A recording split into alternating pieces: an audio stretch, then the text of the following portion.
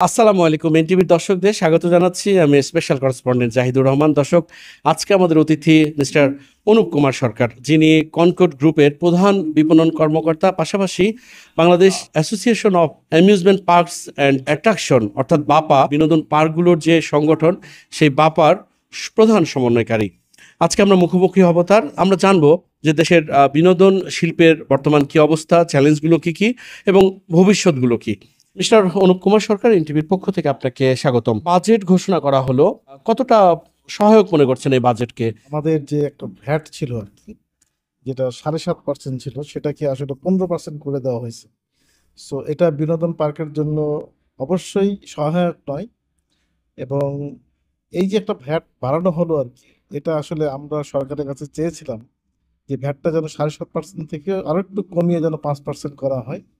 কারণ হচ্ছে, আপনারা জানেন যে করোনাকালীন সময়ে আমাদের এই বিনোদন পার্ক শিল্পটা হচ্ছে সবচেয়ে বেশি ক্ষতিগ্রস্ত হয়েছিল। 250-টিরও বেশি ডিজাইন অপশন নিয়ে ওয়ালটন স্মার্ট ফ্রিজ, বোঝে আপনার প্রয়োজন। এই পার্কগুলি সবচেয়ে প্রথমে বন্ধ করে দেওয়া হয় এবং সবার শেষে কিন্তু এটাকে খোলা হয়েছিল। সেই 2টা বছর কিন্তু আমরা ব্যাপক লস করেছি। এবং এই লস আসলে অপূরণীয়, এটা কখনো ইয়ে করা যাবে না, পূরণ করা যাবে না।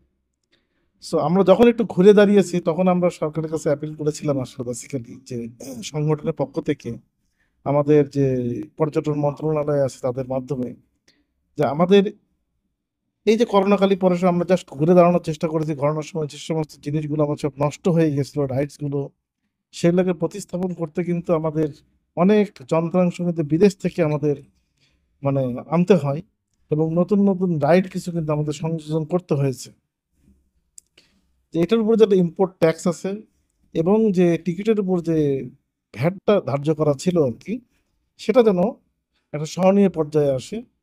পর্যটন শিল্পের মাধ্যমে আমরা একটা জিনিস, ভালো একটা জিনিস করতে পেরেছি, সেটা হচ্ছে যে এই বিনোদন পার্কটাকে শিল্প হিসাবে ঘোষিত হয়েছে, যেটা এই সরকারের একটা, আমি বলবো যে বিশাল একটা আমাদের জন্য পাওয়া।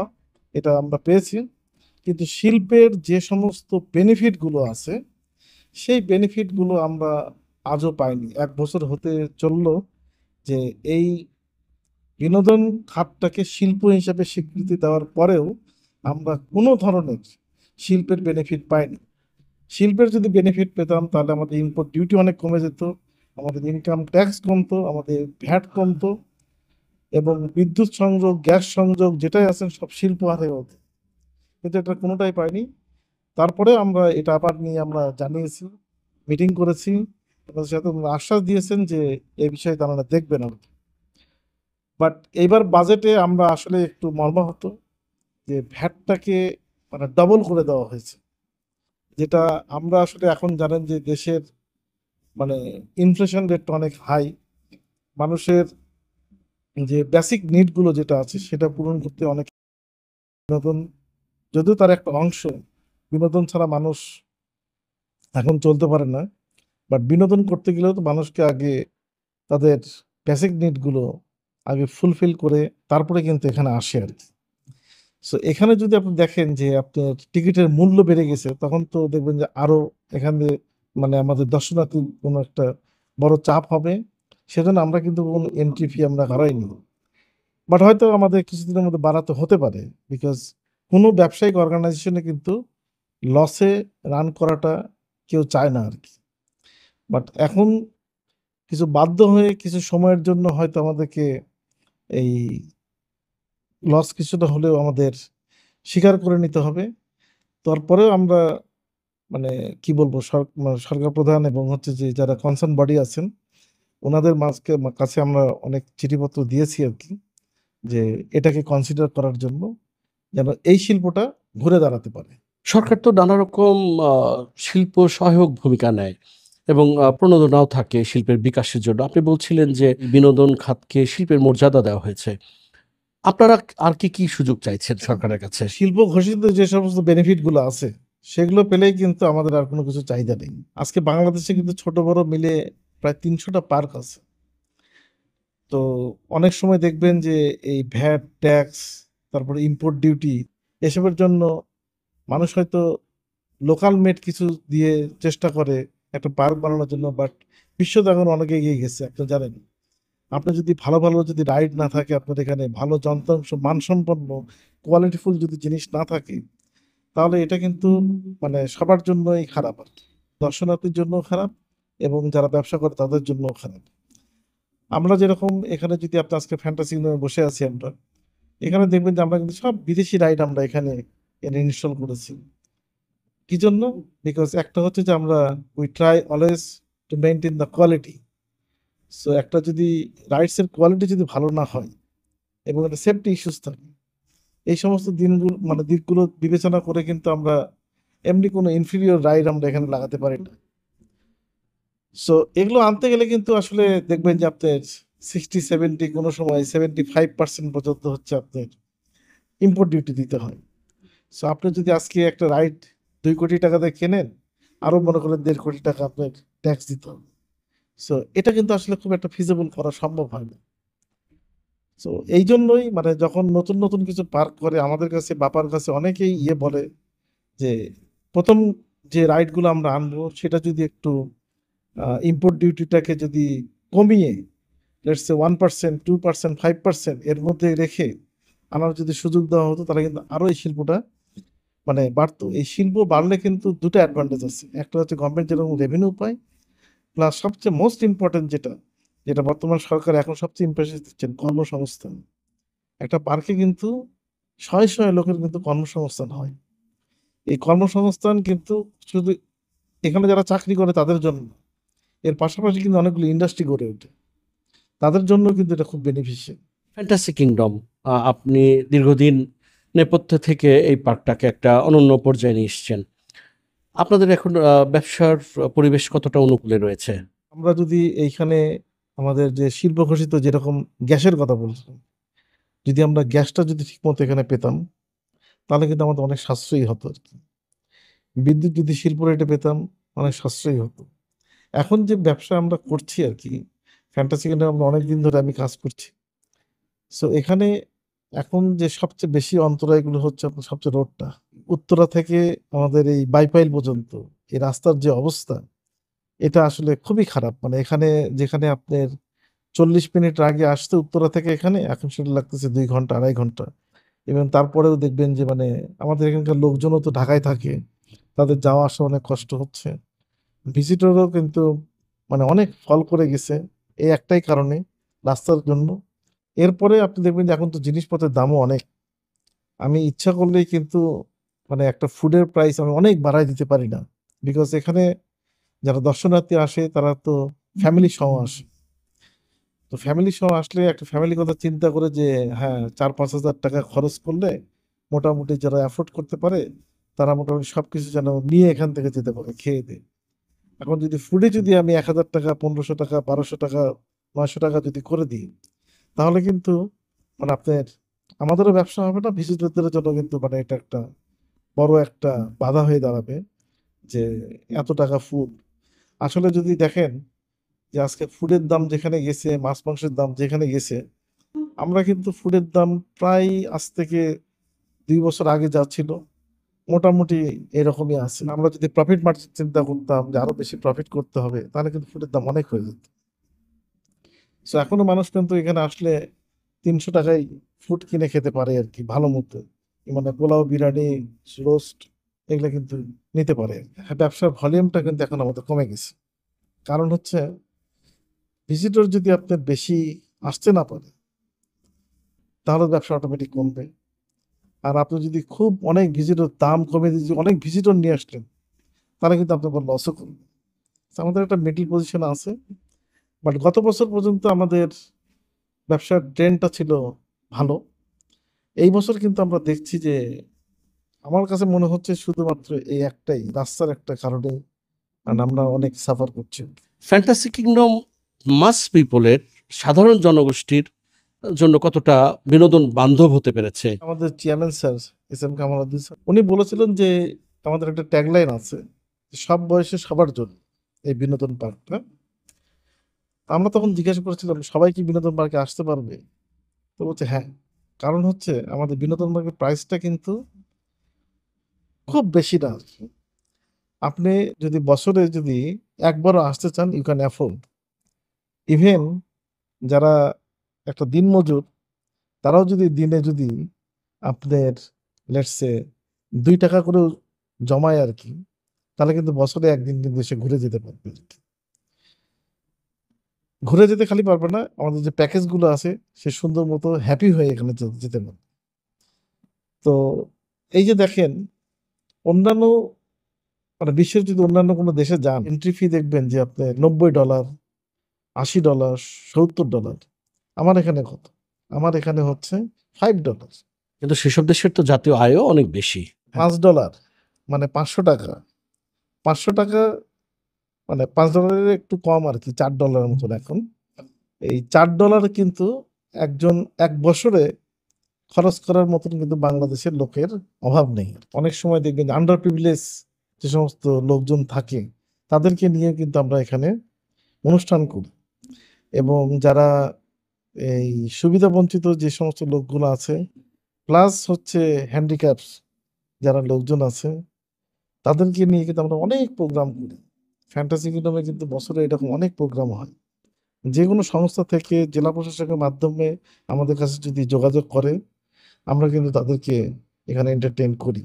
দেখা গেছে ঢাকায় যে সপ্তাহের একটা দিন সুবিধাবঞ্চিত মানুষদের একটা অংশের জন্য বিনামূল্যে একটা রাইডসের ব্যবস্থা থাকে। আপনাদের কি এমন কোনো পরিকল্পনা আছে যে যে দিনটায় সমাজের সত্যিকারের সুবিধাবঞ্চিত, নিপীড়িত, দরিদ্র জনগোষ্ঠীর মানুষরা অন্তত আপনার পার্কটা এসে দেখে যেতে পারবে, একটু নিজেদের মতো করে সময় কাটাতে পারবে? যারা অটিস্টিক পিপল টেপল যখন আসে আর কি, বাচ্চারা যখন আসে, তখন কিন্তু আমরা তাদের কিন্তু এন্ট্রি ফি নেই না, এবং তাদেরকে কিন্তু আমরা এখানে বিনামূল্যে এখানে ইয়ে করে দিই। এবং দেখবেন যে অনেকগুলো স্কুল আছে, এই স্কুল থেকে কিন্তু আমাদের এখানে দেখবেন যে ডিসেম্বর জানুয়ারি শীতের সময়গুলোতে স্পেশালি প্রচুর ছেলেপেলে আসে। কোনো স্কুল থেকে হয়তো দেখবেন যে 300-400 লোক চলে আসে, 100 জন আসে, 50 জন আসে, 20 জন আসে, এরকম কিন্তু অনেক লোকজন আসে।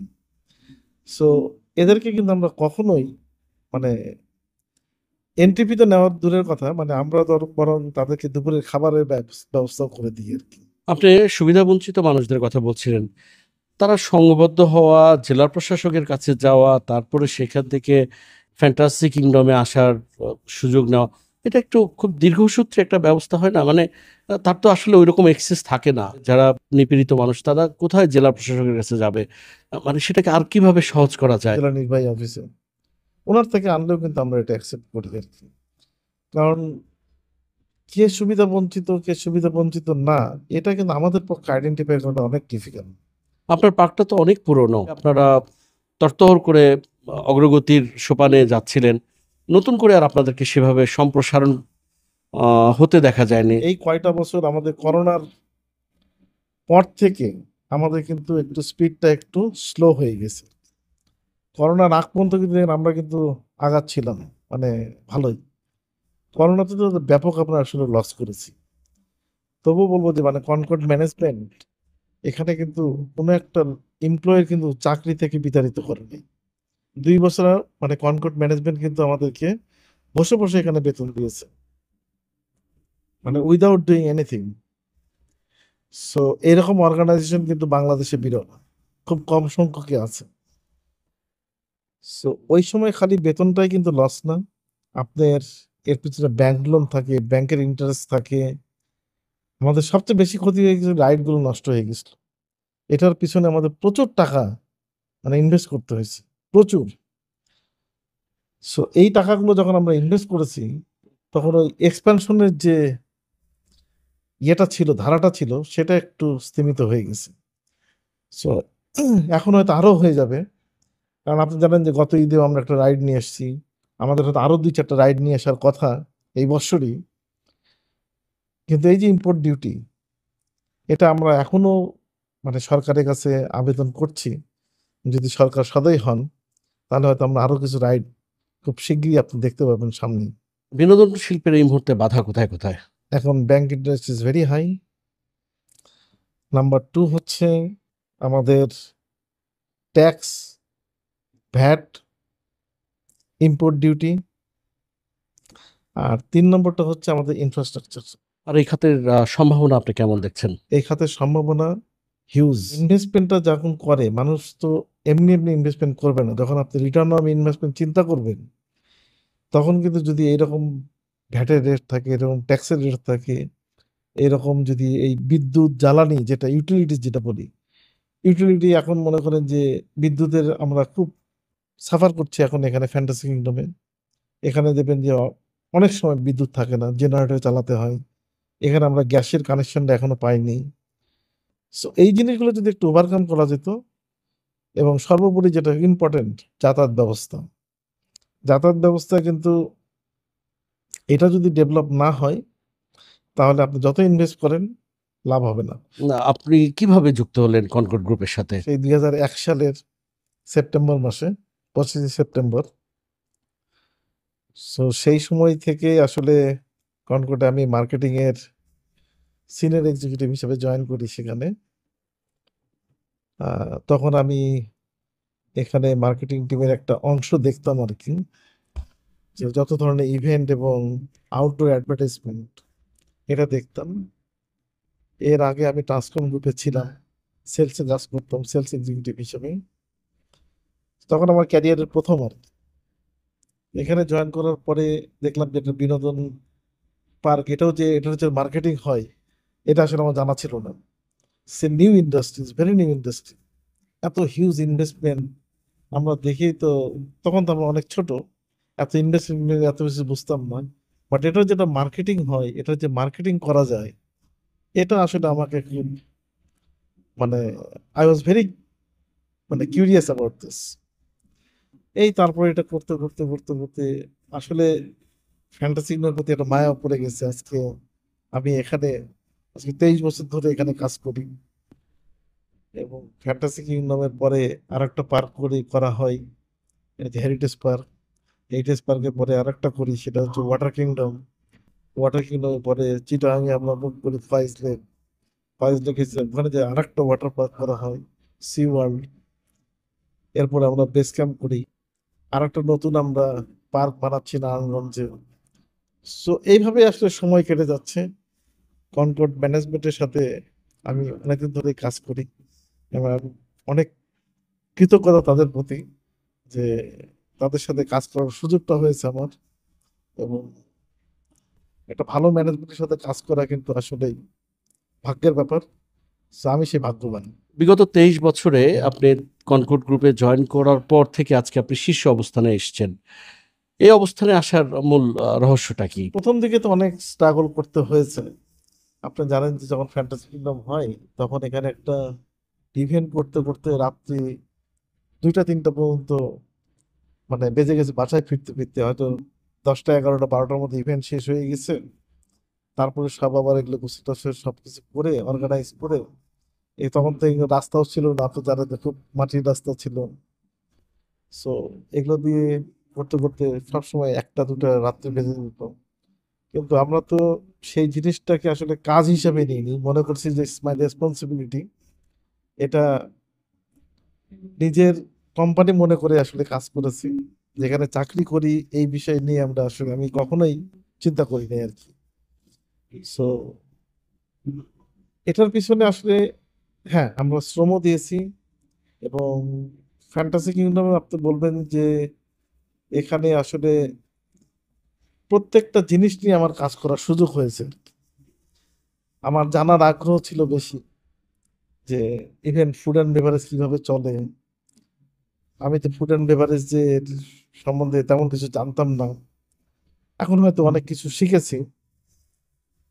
টেকনিক্যাল ইস্যুস গুলো, এটা মানুষের অপারেশন গুলো কিভাবে করতে হয়, মানুষ কিভাবে গেস্ট সার্ভিস দিতে হয়, এগুলোর জন্য আমাদের ম্যানেজমেন্টের অবদান বেশি আছে। আমাকে এই সমস্ত জিনিসগুলোর জন্য বিভিন্ন জায়গাতে পাঠিয়েছে, দেখে আসার জন্য, শিখে আসার জন্য। সেগুলো শিখে এসেছি। সো আজকে মানে সেখান থেকে আজকে এত দূরে পথ চলা আমার আর কি। সো আশা আছে যে বাকি জীবনটা যতদিন কর্মক্ষম থাকবো আর কি, কনকর্ডের সাথেই থেকে কাজ করে যাবো আর কি। তার মানে আপনি নিজেকে একদম সঁপেই দিয়েছেন কনকর্ডের সাথে। সবে না, আমার ভালো লাগে কনকর্ড, আমার কাছে ভালো লাগে। যেটা ভালো লাগবে সেখান থেকে তো আই ক্যান্ট হেল্প।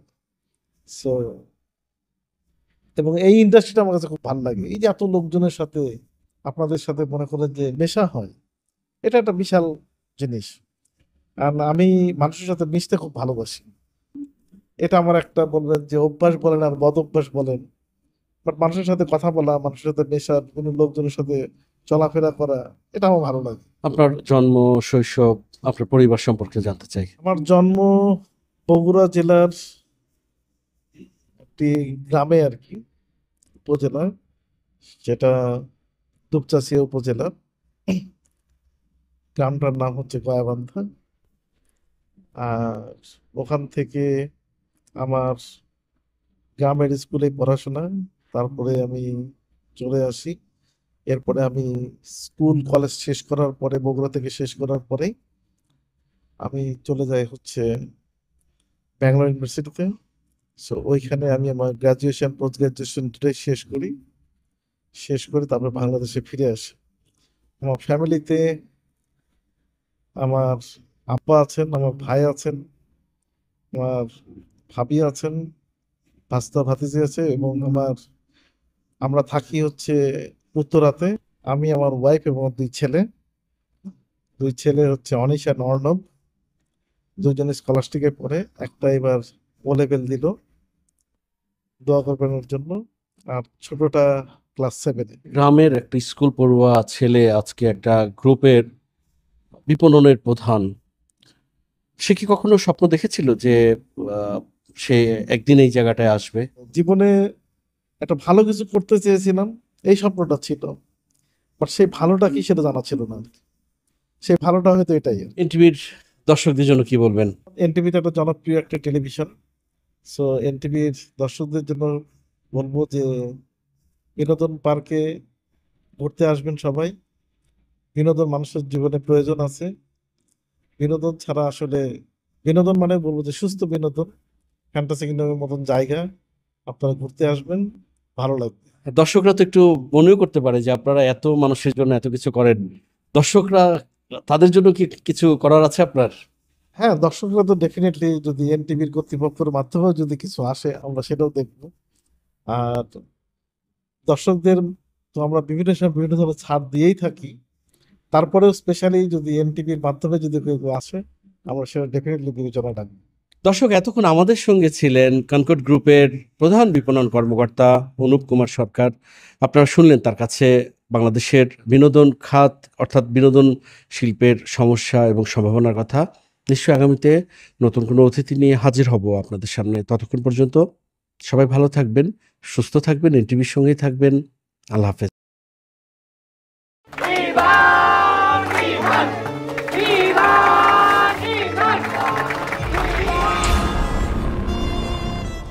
তুমি নিজের জীবনটা শেষ করলে, সাথে আমারটাও শেষ করে দিয়ে গেলে। আপনি এই মেয়েটাকে চেনেন না? না। লুকাতার বিচার চাই লুকাতার বিচার চাই লুকাতার বিচার চাই